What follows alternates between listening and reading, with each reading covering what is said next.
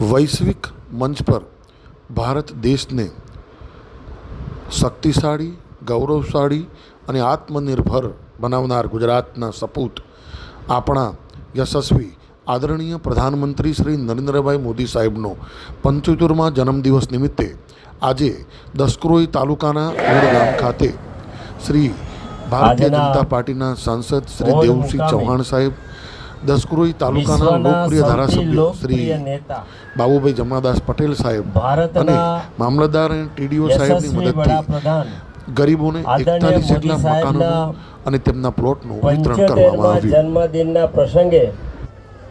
Odd ગામમાં સેવાના કાર્યક્રમ જે થઈ રહ્યા છે એના આ વિશેષ કાર્યક્રમ એટલા માટે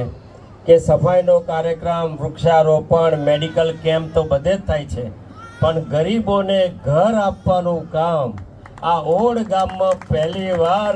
41 પરિવાર લોકોને ઘર આપવાનું કામ થઈ રહ્યું. અને એવા સેવાના કાર્યક્રમમાં આપણા બધાના લાડીલા ધારાસભ્ય, ગુજરાતના સિનિયર મોસ્ટ ધારાસભ્ય, ગુજરાતના રાજકીય નેતૃત્વ તો પદના કારણે હોય, પણ સામાજિક આગેવાન કહીએ તો વિશ્વ ઉમિયા ધામના પ્રમુખ આદરણીય બાબુભાઈ પટેલ સાહેબ, જેમના આ કર્મભૂમિ દસકોઈ એટલે એમની કર્મભૂમિ કહેવાય. અને આ ગામમાં એમનું વોટિંગ છે.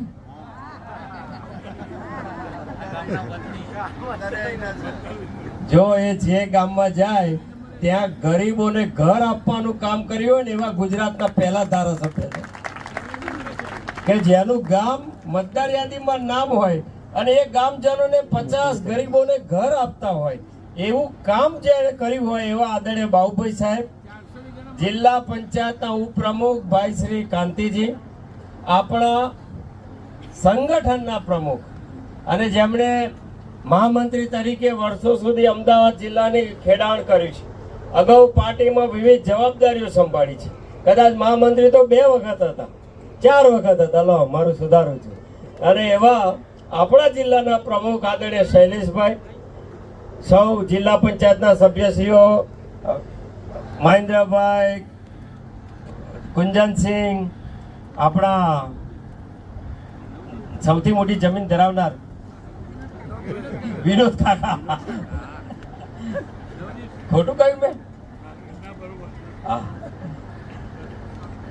ભાઈ જિલ્લા પંચાયતના સૌ સભ્યશ્રીઓ, તાલુકા પંચાયતના પ્રમુખ સુરેશભાઈ, સંગઠનના પ્રમુખ સૌ, મંચાસીન સૌ આગેવાનો અને જેના આગળ આ ઉત્સવ છે એવા ગામના